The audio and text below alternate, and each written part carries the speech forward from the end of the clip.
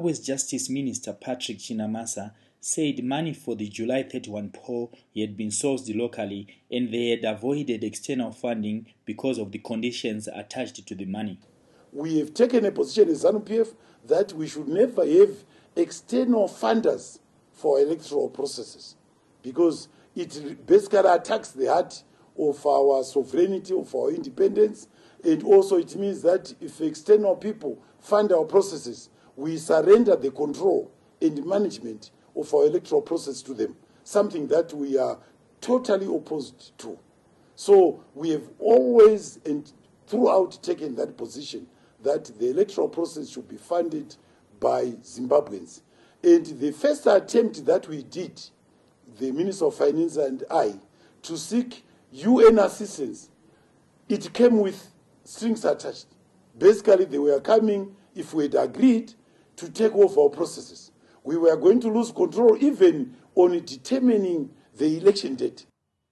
Chinamasa said that countries from the European Union that had imposed sanctions on Zimbabwe would not be invited to monitor the elections.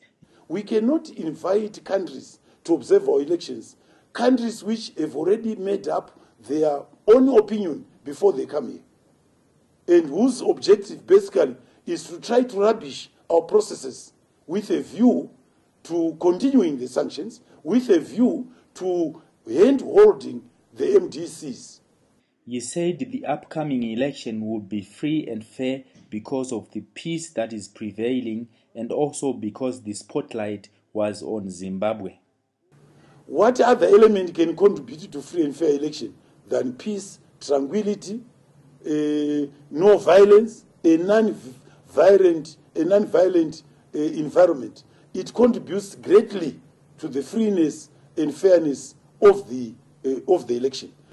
I'm very confident that these coming elections will be the freest, cleanest, fairest, most transparent elections that we've ever held in this country.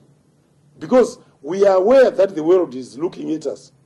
Just to see the number of observers which have come here, is something else.